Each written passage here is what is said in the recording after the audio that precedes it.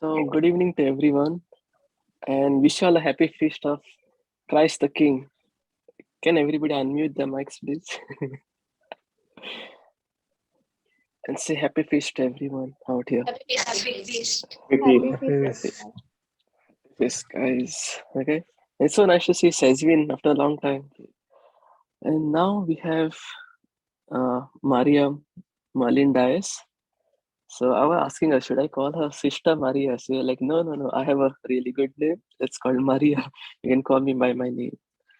And she's from Caritas Christi Consecrated Secular Institute of Pontifical Right. Okay, and this is one of the institutes which has got pontifical rights, basically a go sign from the Pope himself. So they are similar to us. They wear normal clothes. They don't wear the like how we see nuns and all in our schools, colleges, or anywhere in the church. They don't wear those things. They just wear or they just roam normally like us. And something about her is, so she took her first commitment. Okay, she joined actually the society, the religious congregation Society of Saint Ursula on 7th of October 1995, and she made a first commitment in this religious order on 1st of May, and finally she made a final commitment on 2nd of Feb 2006. So she has done a lot of courses, and something in short I'll say she has done her degrees at Belgaum, and she has done nursing and midwife, and she's also done certificate course in theology at Mater Dei, Old Goa.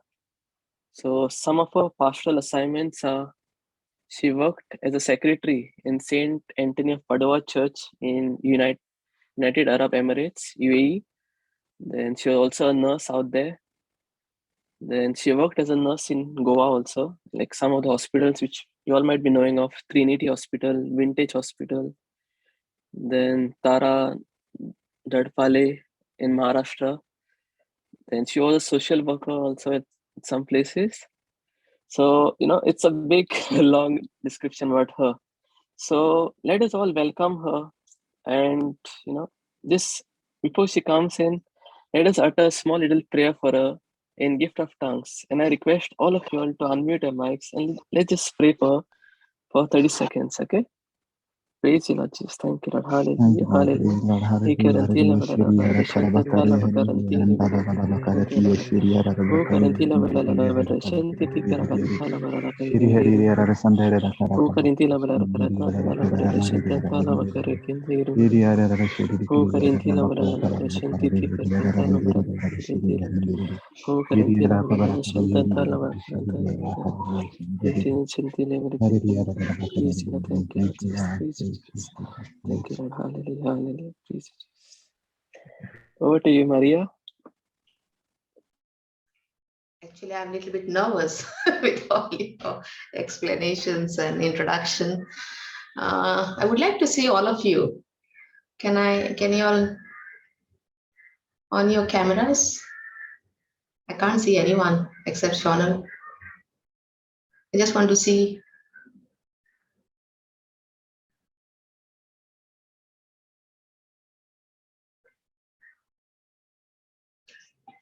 Can you all see the screen? Yes, we can. Okay.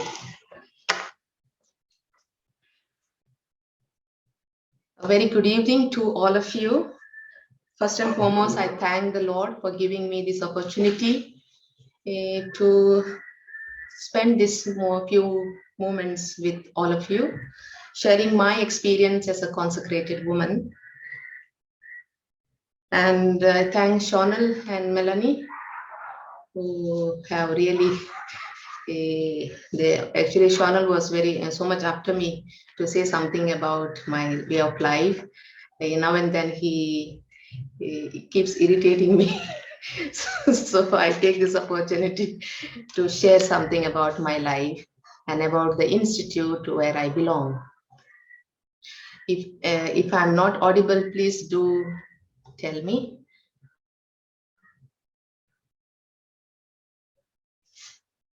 So Caritas Christi is a secular institute, and we should know what is this secular institute all about before I could speak about my journey in this Caritas Christi.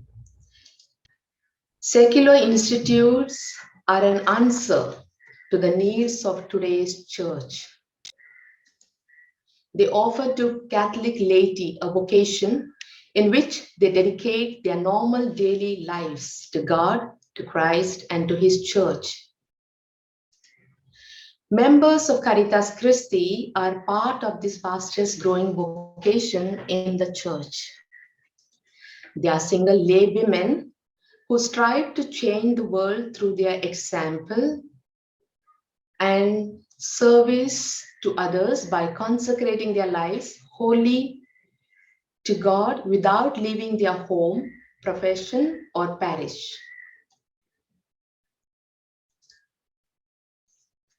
Every congregation, institute, or association has a unique foundation day and a founder.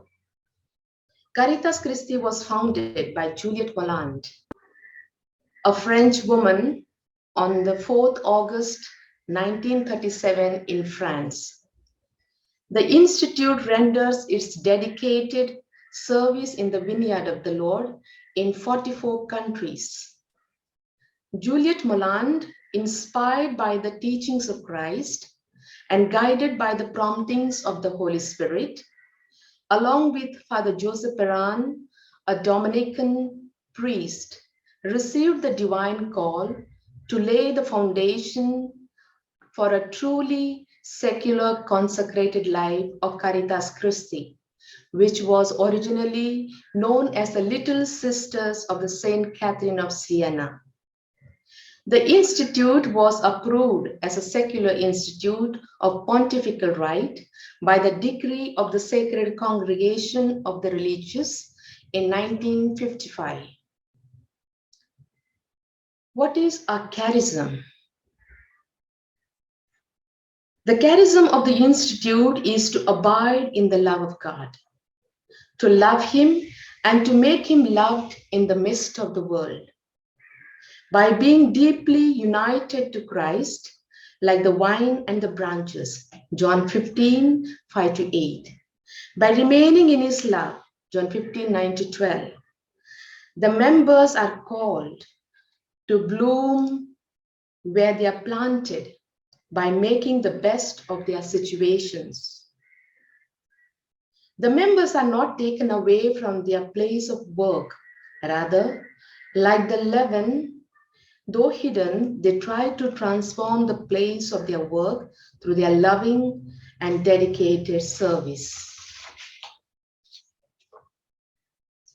The small seed of Caritas Christi, which was planted in the year 1937, has spread its branches far and wide and has its presence in 44 countries with over 1,430 members. The history of Caritas Christi began in India in 1982 under the guidance of Father Joseph Neuner, a Jesuit priest. Today, we have 40 members in India rendering our selfless service in Maharashtra, Karnataka, Tamil Nadu, Kerala, and Goa, and are involved in varied apostolates such as catechesis, lawyers, teachers, social workers, youth ministry, counselors, nurses, doctors, and pastoral work. The stages of our formation. The Institute accepts single Catholic women aged between 20 to 50 who feel in them the call of God and who desires to respond to it wholeheartedly, who are willing to be guided by the Holy Spirit, thus sharing with others the love of God, who are able to live in solitude while wishing to be part of a group. Caritas Christi does not ask its members at any time to leave their current rhythm of life. After the first contact begins the preparation time. Meanwhile, regular meetings, dialogues to help to discern and reflect on the appeal heard and thus allow mutual acquaintances. This time has duration of at least 6 to 9 months. The reception in the secular institute is at the moment when the candidate and her personal companion, that is personal formator. One beautiful thing about Caritas Christi is each member has a personal formator, a member who accompanies in her spiritual journey till she dies. So that's why we call a personal formator. Discerns together that the call of God coincides with the spirit and the life in Caritas Christi. During this formation period, the new member tries to live according to the ideal of Caritas Christi, to gradually integrate into the group of Caritas Christi, and to seize more and more the foundation of this vocation. The first commitment. The yes given by the candidate is a response to the call of God by taking the vow of chastity, as well as the promise of poverty and obedience to live according to the law of life. For us, it is law of life is our constitution of the institute. The commitment is renewed each year. The member deepens during these years her vocation in everyday life.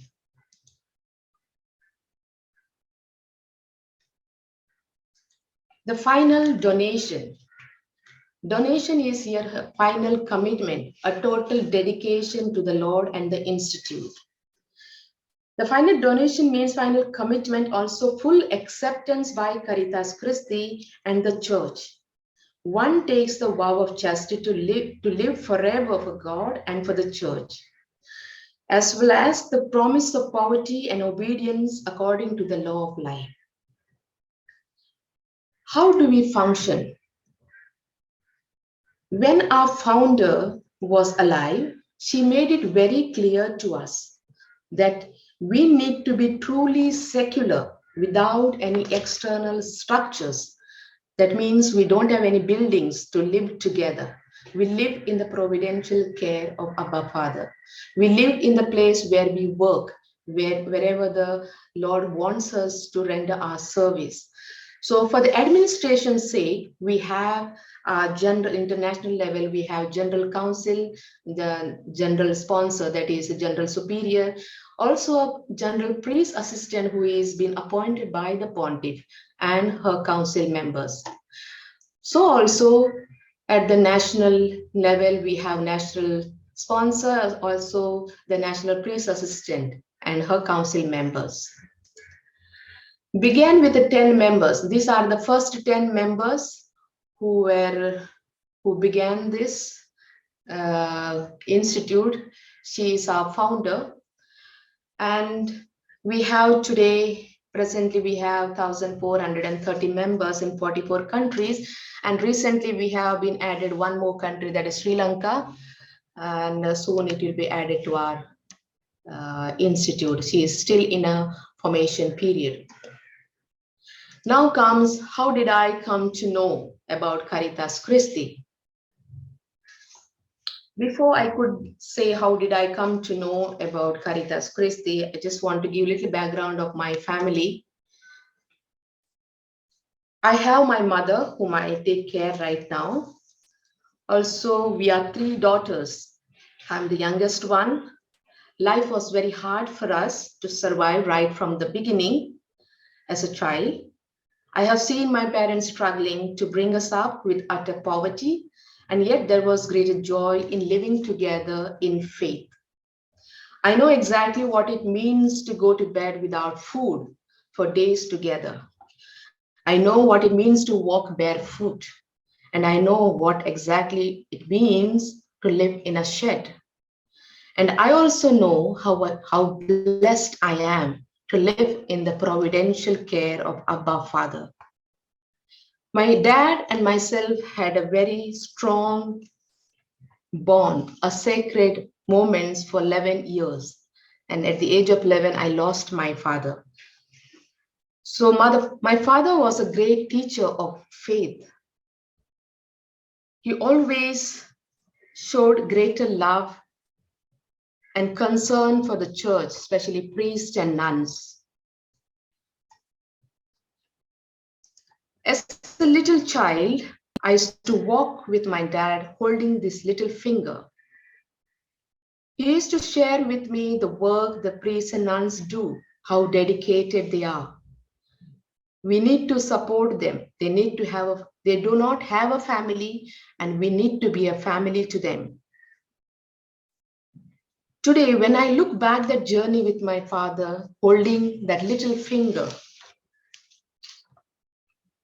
I feel that was a faith foundation which my father laid, love for his church, for the church, and to live in the divine providence.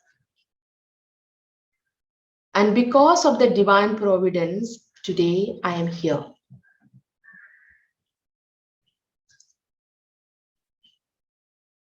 My father passed away on the 17th of January 1990, after which my sister and myself were brought up by my mother's family for the education purpose. And during those days, I felt that I'm a little bit not safe to live in my grandma's house.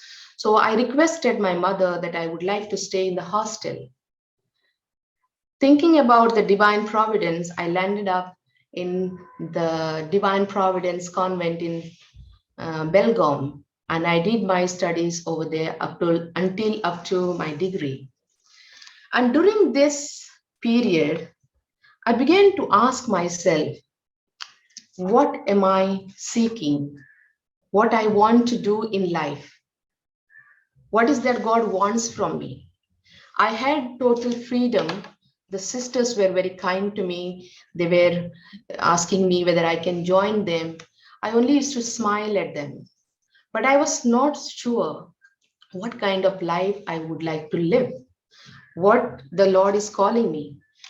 But I always had an electrifying experience when I used to meet one particular nun. I used to see something in her, but I never felt that I should join that congregation. After my degree, I came back and I just straight away went to the convent next to my house, and I said to the superior, "Sister, I would like to join you all." And that was a shocking for the nuns because I was like a tomboy when I was in the village, and they couldn't believe. They said, "Okay, but did you tell your parents?" I said, "I told my mother, but my sisters are not very happy." My sister broke all the ties that she had with me. She stopped talking to me because I said I'm going to join the convent. For 20 long years, she did not talk to me. And I kept praying for her without ceasing, like Saint Monica. I said, at least one day she will realize that it is the Lord who called me. It is His plan that I should join. Just 4 years, 5 years back, she called me up after 20 years.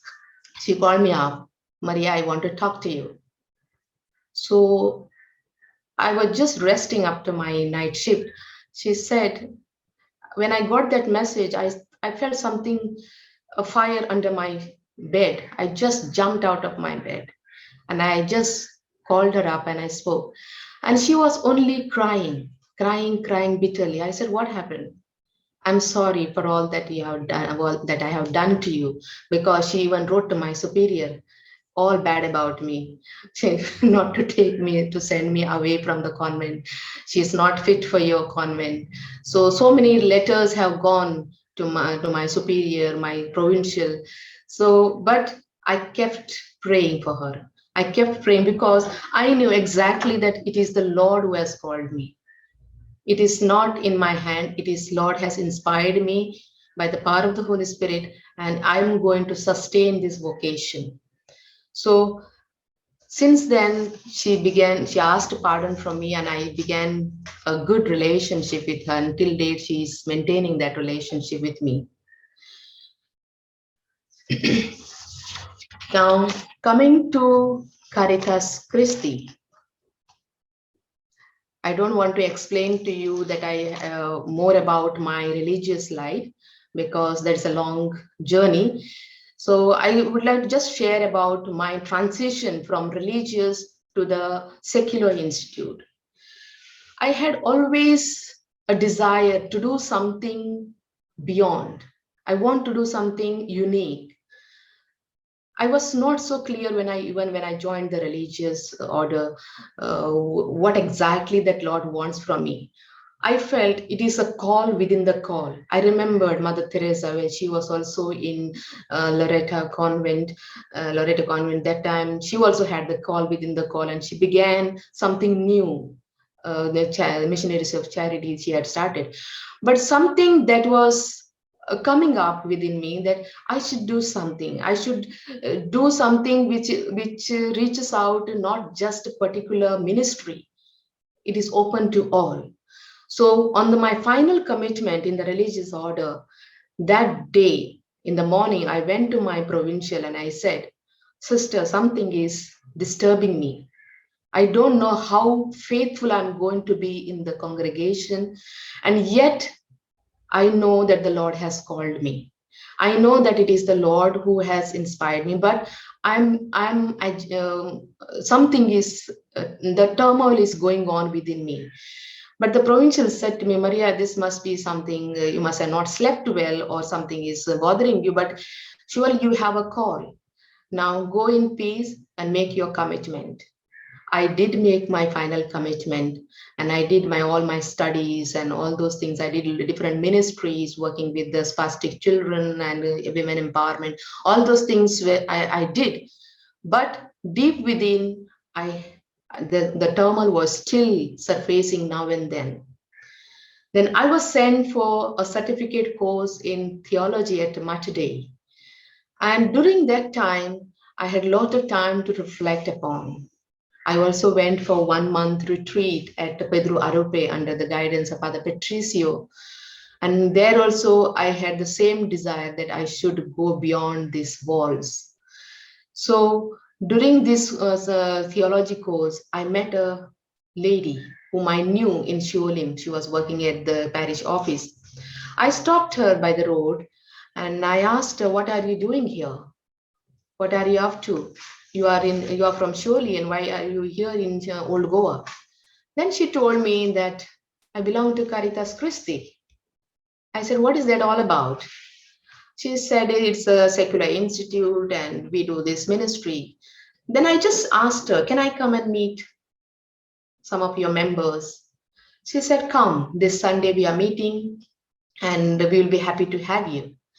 And my first person to contact in Caritas Christi is Satira Soros. Many might be knowing her because she's training the home nurses at Caritas Goa at Aldona, St. Bridget's home. She trains the home nurses and gives to different homes and hospitals. So she is the first person whom I met after meeting this lady. And when I met her, what amazed me about this lady is she said, "Maria, we believe what you are at the moment. We do not want to know what went wrong in your religious life. We do not want to know how you were, but we trust you what you say right now. Caritas Christi is interested in you rather than your past." And that gave me a different approach towards life, approach towards vocation. And I felt that moment, this is it. This is what I want. She said also, she made it very clear to me, Caritas Christi will not support you financially. You have to truly live as a layperson. You will not have any habits or the religious outfit, like you wear brown sari or white habits. You will not have that. You will not receive the same respect what the religious are receiving, like when you go to the church or an event, the sisters and priests are called upon and they are given a special place. All those things you will not receive. You will be like just like a lay person. You will be thrown into the world as any other lay person. Are you willing to face that? Then I said it's something to ponder upon, because I said to myself, if I have gone through hardships in my childhood, and I have gone through a lot in life which has made me what I am today, why can't I take up this challenge as God is asking me to take up? So that's how I began my journey in Caritas Christi.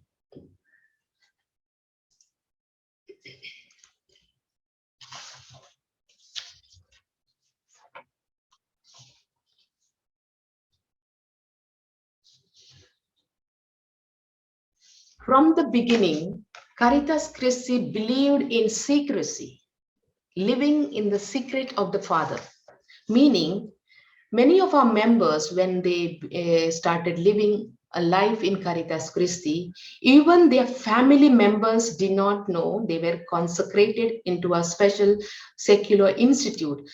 So to say that they did not make themselves known that they belong to a secular institute or consecrated women. They lived just like a lay person, how you, each one of you are living in your daily course of life, earning daily bread. And to tell you that we have to earn our daily bread, we have to work like any one of you. We have to struggle to get a job. We have to struggle in line. We have to be like every struggle what you go through, we also have to go through. We don't have food at table when we come back from the work. We have to prepare by ourselves and eat. Sometimes you can see your mothers, when you are mothers or wives or sisters, when they go for work, they come back home, they cook and they feed their children or brother or sister. So also we also have to do the same thing. There is no difference, but yet we are consecrating ourselves, dedicating our complete life in the service of the Lord and his church.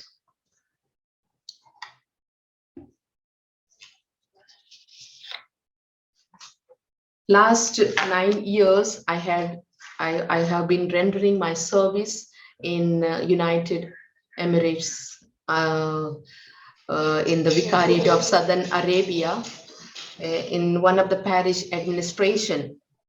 Now I have come back, taking a long leave, in a sense to say, to begin something, a ministry for the elderly and the children.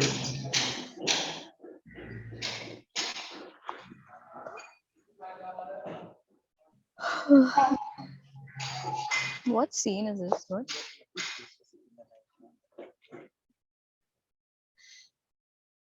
So I have begun an old age home in my own house at the moment. Soon I'll be moving out to a bigger place called Chinchini, a bigger house in Chinchini. And I love being with the old. And I love being with the old, serving them, taking care of them. So this is what I'm at the moment. And I'll be going back again back to UAE, and I'll be resigning from my post and canceling my visa and coming back, and going to dedicate my whole life for the service of these elderly women and the children.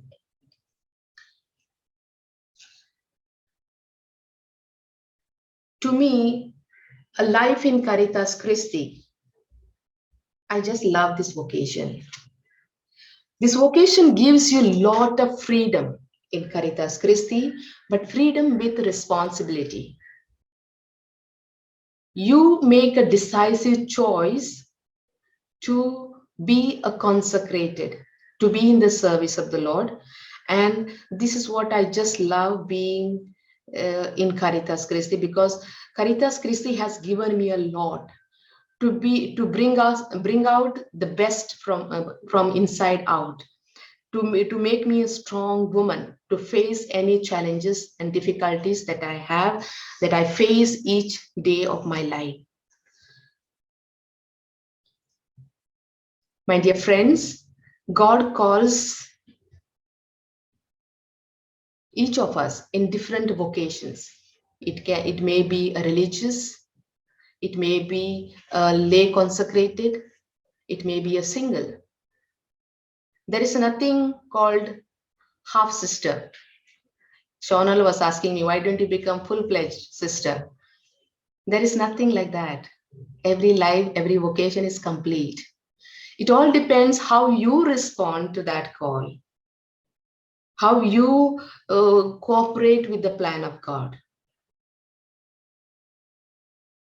Other day, I was just sharing with Shonal yesterday, one seminarian from Portugal was asking me,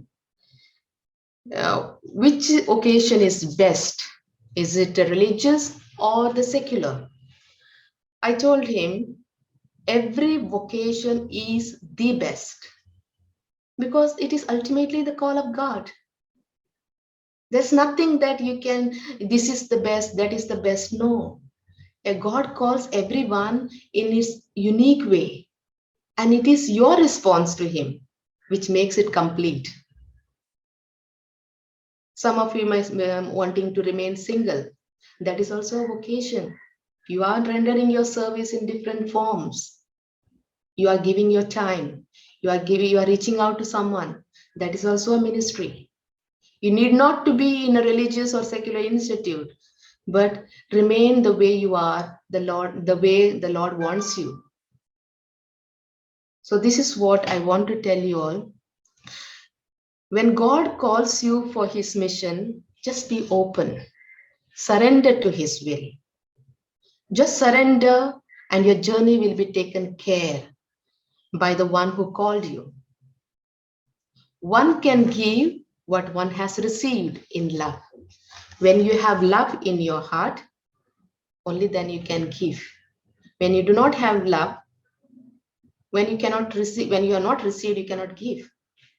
So you have received in abundance and you need to give that to the humanity, to God, through the various services that you give. Is Christ calling you to follow him without leaving your family and place of work? Caritas Christi is a place for you. Dare to follow him. It is worth exploring this amazing journey with the Lord in Caritas Christi. And I would like to end this, my little sharing, with our theme song, Ubi Caritas.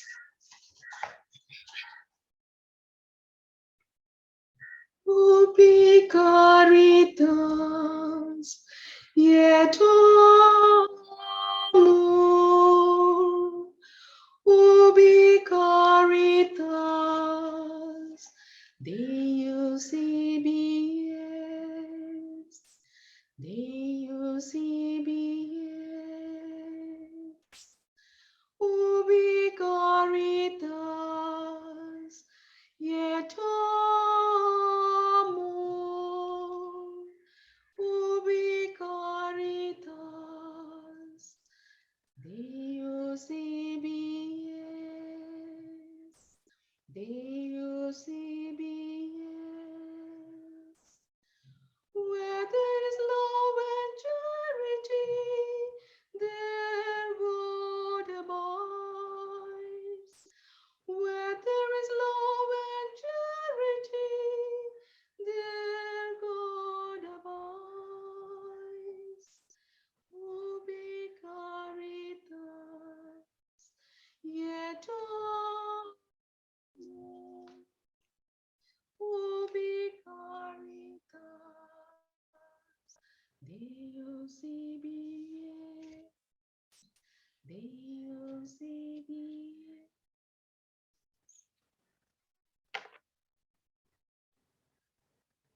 Thank you.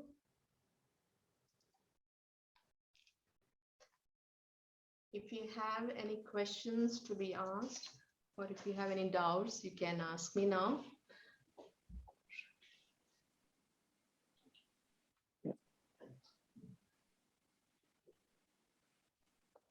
Thank you, Maria, for the beautiful talk. And there was this question which one of the members had asked me. He said, "Can you all give Holy Communion to people?"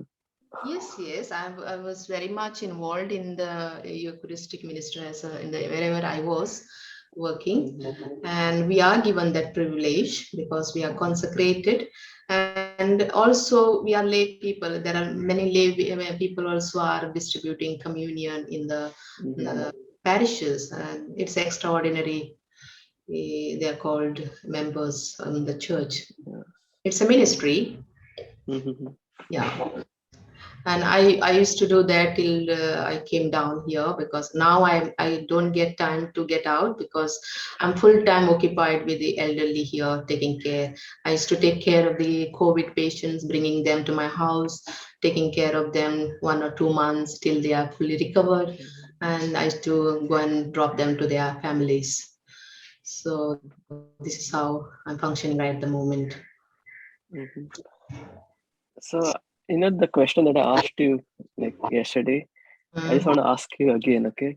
So, since like you said your life is all secret, Yeah. and nobody really knows whether you are consecrated or belong to a secular society. So, do you still get proposals? Yes, I do. And Yes, I do get. Till date, I get quite many I received.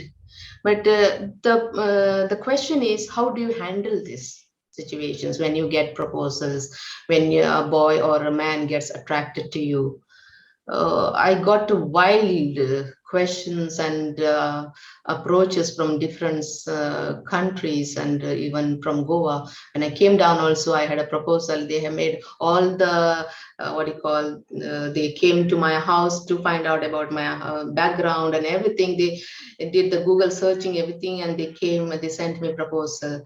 And this is normal, okay? Anyone can get that proposals, even the nuns also get, but it depends how you handle them, how you talk to them, how do you educate them to make them understand what is consecrated life.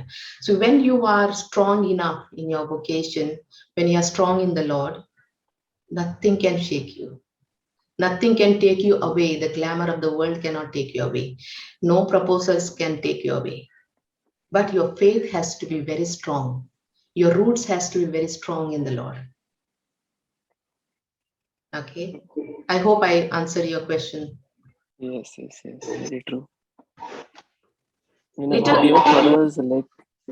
for us, if we want to give out Jesus to someone else, we need to be convinced ourselves before even doing that ministry.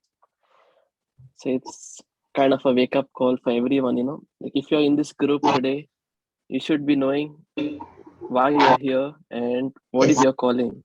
Each of us has a calling, We are still in the world, and we still have to go through the struggles of the world and give Jesus to others. Any other questions? Actually, our life is very challenging as a secular member, living a lay consecrated person in the world, but at the same time not of the world. We have to face hierarchical in the church also struggles, because many of the priests and nuns do not know this secular way of life, secular consecrated life. They have so many doubts. They don't, sometimes they don't even respect you. I have faced that experiences, like even priest coming to me, what kind of sister you are? I said, I'm not a sister. In terms, you say that nuns with a habit, but I'm a consecrated person to the Lord. So why do you wear the dresses? I said, why do you go with my external appearances? What makes you, your dress makes you consecrated, or the intention what you have, the foundation what you have? what exactly the Lord wants from you. That makes you a person consecrated, not your external dress code. So even for my commitment now, I'll be making my second final commitment on the 13th of December in Naveli Parish. They asked me, what are you going to wear? I said, I'm going to wear a dress. No sari? I said, why? We are free to wear whatever is feasible for us, what you are comfortable with. Even to do your ministry, you need not to be in one place. You can go any part of the world. We are free. We can make a choice. Our superior will not tell you that, Merlyn, you have to go to this place or you have to go do that ministry. No, we are free to choose what exactly the Lord wants, what you are comfortable with, what really gives you joy and satisfaction and contentment. So that is what I believe, that when you are really truly consecrated with your whole being, these things will not matter to you.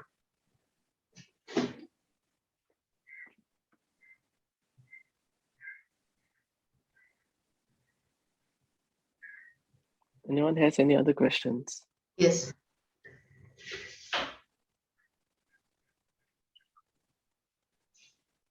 Yes, I have one question. Yes, tell me. Hello? Yes. Yeah. So I heard in Mysore too, there is one lay people means like you only means they live in together. Means they are allowed. There is also couples means they are married people. They live together. Is it different or is it similar to your order? It is different. It is different. See, there are so many congregations and associations within the church. Okay, the callings are different. The spirituality is different. We follow the spirituality of Dominicans, because our co-founder was a Dominican priest. So our founder took that spirituality, Dominican spirituality, to integrate in our institute. So each institute, association, congregation has their own spirituality. So there are third orders of the Saint Francis of Assisi, the Capuchins, the Franciscans. So they follow the spirituality of Franciscans, but there are so many branches in the Franciscans. Okay, third order, they say there are so many categories of vocations within the Franciscan family. But they are not called as a pontifical order or pontifical connection. Yeah, all congregations are not yet recognized. Means are not recognized means they are not approved, but they have approval of the diocese. Some now you can see this Holy Family here in Goa. We have a Holy Family congregation.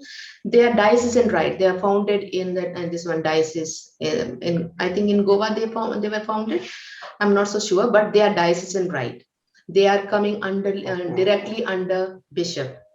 Where they have to do the reporting and all those things to the bishop, and they have their own administration. But certain congregations and associations, lay consecrated lives and secular institutes are given the recognition by the pontiff, recognized by the Vatican as a secular institute. So and so, even Jesuits also, they are pontifical, right? So there are many congregations are given that recognition by this one, but that doesn't mean that they don't belong to the church. They all belong to the church, the different congregations, they're all under the one umbrella, and there's a lot of procedure for that, to follow that, to get to that. But do they allow to go outside of the diocese or? Yes. The ministry can be extended any part of the world. So wherever they are, they belong to that diocese. Okay. Now if you go to Germany, they will be belonging to that diocese, but their mother house will remain in India, wherever they started. They will be having the roots from the mother house, but they integrate the diocesan rule wherever they are working. They abide by the rules of the diocese. Okay. Thank you, sister. Call me Merlyn, okay? No, I just yeah. We don't call ourselves by titles. We all of us call ourselves by names. Okay, even our general is been called by her name. Okay. That's what I love about it, because I just hate calling with the titles. Thank you, Merlyn. Welcome. Shonal is a little bit confused. He has got a lot of questions, but don't know how to articulate it. True, true. So one of my friend I told you about, who is a cloistered Carmel, and she was asking me to join their third order. So I said I'll just give it a try. Meaning, yeah, I'll think about it, but not now. Yeah. One thing, be very clear. If God has called you, you discern well. Just because you don't get a girl, just don't go and join any seminary or a convent. It's not a escapism. It's not an option. Okay. If it is a call, if God has called you for some mission, ask for his guidance. Make a discernment retreat, or go to a guidance, to a counselor, or a spiritual director. It may not be a sister or a priest. You can go to anyone who can help you spiritually to discern this vocation. Mhm. I don't get a girl, so I will go and join the seminary. I don't get a boy, I will go and join. No, you cannot escape this life. You have to make a decisive choice. You have to discern this call very well. Otherwise, you will not survive for longer. If you are not made a proper discernment of this vocation, you will not survive anywhere in the world. You will be living for the sake of living. So do your discernment properly and be open to the spirit. Mhm. Yeah. Thank you.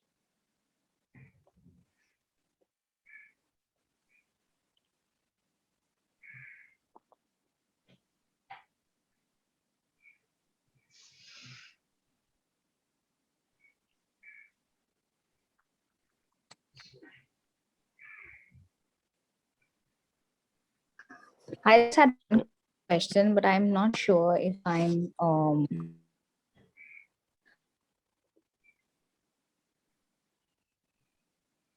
Yes.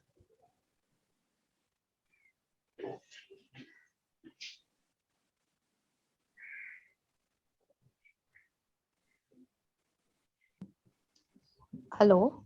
Yes, we can hear you. Yeah, I'm using. Yeah, can you hear me? Yes, I can hear you. Yeah, what happened is I've just gotten logged off from another phone, so I'm on a Luscious number. I just had a question. You had said that you had done your discernment retreat for 1 month. Yeah. Yeah, and after that, I hope I'm remembering it correct. After that, you kind of joined the religious order. Is that true? No, before that, I had joined the religious order, Oh, but after that, I made to make it very clear about my calling to a secular life, to secular vocation. I did a 1 month retreat to discern what exactly because always I had that turmoil within me. There's something is happening. I don't know what exactly to pinpoint. So I did a 1 month discernment retreat with Father Patricio in Pedro Arupe, after which it became very clear to me. okay. Okay. Yeah, I just got the chronology a little wrong. I thought you had done the discernment retreat and then you had gone for the religious vocation and then you came back to the. So I got the chronology a little wrong because of the network problem. Sorry about that. Then just another question. Before you joined the religious order, was that discerned? Yes, in a sense, not fully. Like I knew that there's a God was calling me, but I did not know what type of life that I should choose. So I just went into a religious life. I thought it could be this. So I just went and joined. I just went directly to the convent and I said, I want to join your convent. Because it was a surprise to them also that when I came and told them after 5 years, I want to join you all. It was a shock for them as well as it's a surprise. So I just went and joined. I did my studies. I was very good in everything, but there was something was always disturbing me within. There's something that God wanted me beyond that. So there's a 16 years I remained in the religious order. After 16 years, I took the decision, like after during my theology course. Okay. Thank you for answering that. I just wanted to get that clear, because sometimes what happens is we do discernment retreats and then or like it's sometimes you kind of get confused at the end of a discernment retreat. According to you, just wanting to know, your typical discernment retreat was a 1 month one. Yes, You yes, said, right? yes. Because like because of the busy world and because we are in kind of a pandemic area, pandemic kind of a time, that's time we have something called an online discernment and all, which happens. And just an opinion I'd like to know, would you think that is advisable? Like when I had done a discernment retreat, at the end of it, I was kind of confused and I had done an online one. So You should find out what kind of confusion you had. What exactly you were seeking through that discernment.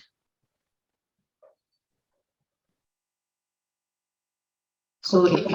if that was clear to you, then even still you are not confused, you can have a personal dialogue with the spiritual director and go meet him personally or her personally and write down, okay? You write down the points, what exactly that the Lord is asking you. What is that disturbing you? Why you are confused? What are the points that is disturbing your mind and heart?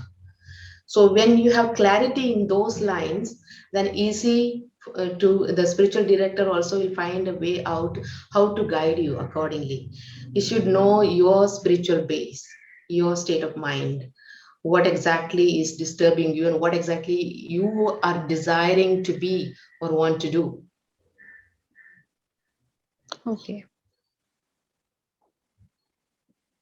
Another question. Your spiritual director, has it been the same constantly throughout, or has there been like a change? And when did you feel the need of a spiritual director? I had from the beginning, in fact, during my college days itself.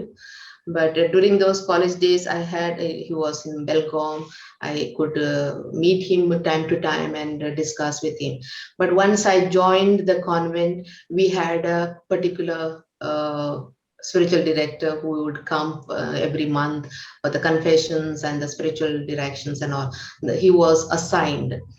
But whereas in Caritas, Christi, in the secular life, you can choose your spiritual director. You can ask anyone who you are comfortable with, who can really guide you. And for this vocation, you need to be very mature enough. You cannot just be dwindling anywhere when the life throws you into a darkness or in difficulties and turmoil situation. So you need to be very strong and mature to answer this call. So we are free to choose, though our institute has given us a personal formator to accompany us along the journey, as well as we are allowed to choose a spiritual director. We have the freedom to choose a spiritual director. So I have a Redemptorist spiritual director for quite many years now. So I consult with him. Even yesterday also, I went to him. He is down in Goa, and I went to meet him. And I just spoke to him about this talk also. So we had a long chat, how we have walked together in our spiritual journey and what all things. I was black and white actually in my spiritual journey. I would say exactly what my feelings are at the moment, when I see certain things, what I go through at that moment. So it was easy for him to guide me accordingly. So it is better that you write down what exactly. So you can change your spiritual director as long as that person is able to guide you. Okay, sometime what happens, spiritual guidance also, during the spiritual guidance they go astray also. But when you know this person can help you to grow spiritually, then you can go ahead. Thank you. Thank you for answering my questions.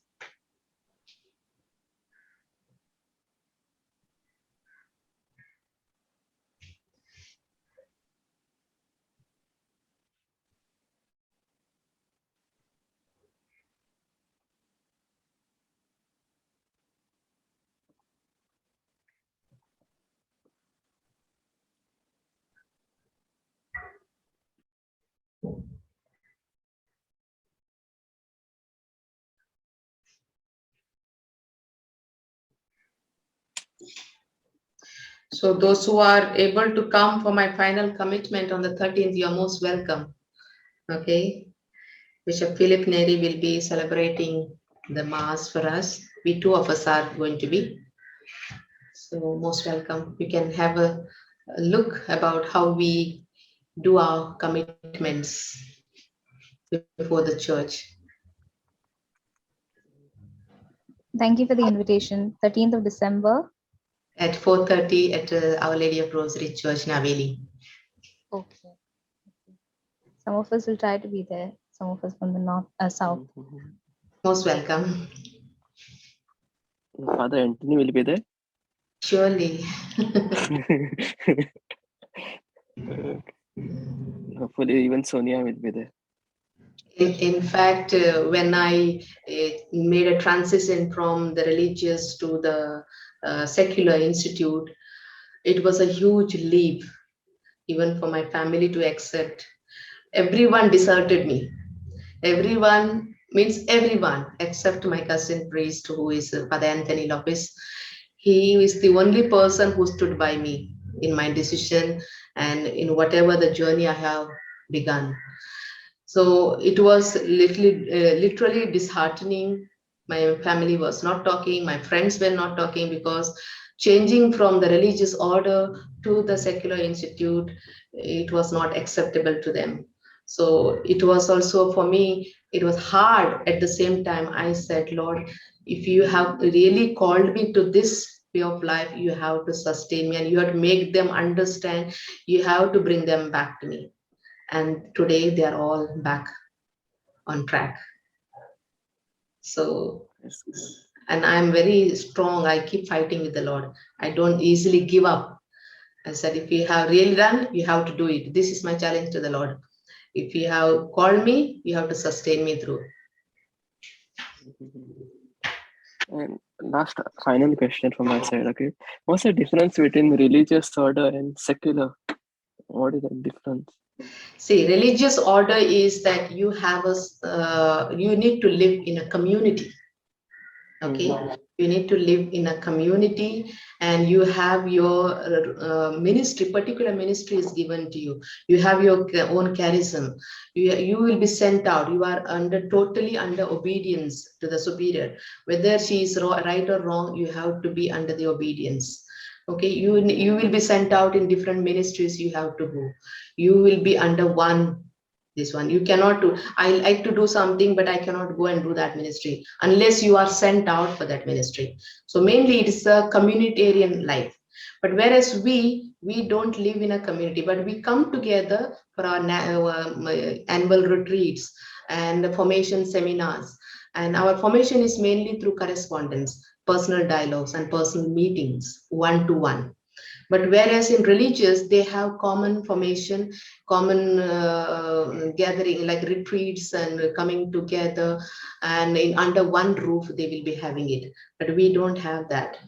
We don't have any external structure to hold these meetings. We always have our retreats in the diocesan centers. Sometimes we have our own monthly meetings in our own families, wherever we are working, in our workplace. We come together.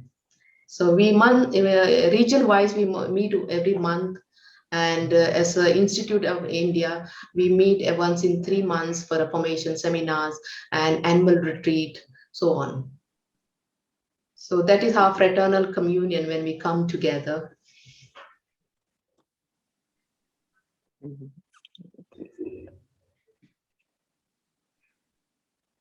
Okay. Is there any further questions before we wind up?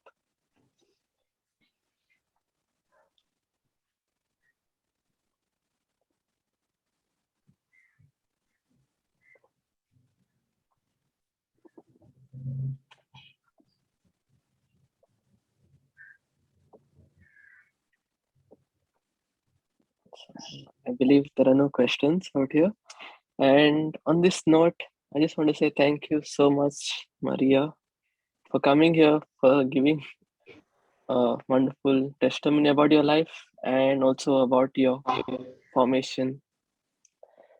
So hopefully we get a lot of vocations from this whole task or whole series on vocations that we had. Hopefully we get some or many. Okay. And they say many are called, few are chosen. So hopefully, fingers crossed, praying for everyone that one of us surely will be joining one of these religious or some vocation for sure. And yeah, thank you so much everyone for joining in.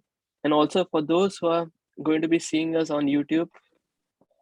So thank you everyone for staying here until 1.5 hour with us. And praise God. God bless you all. And see you all next Sunday.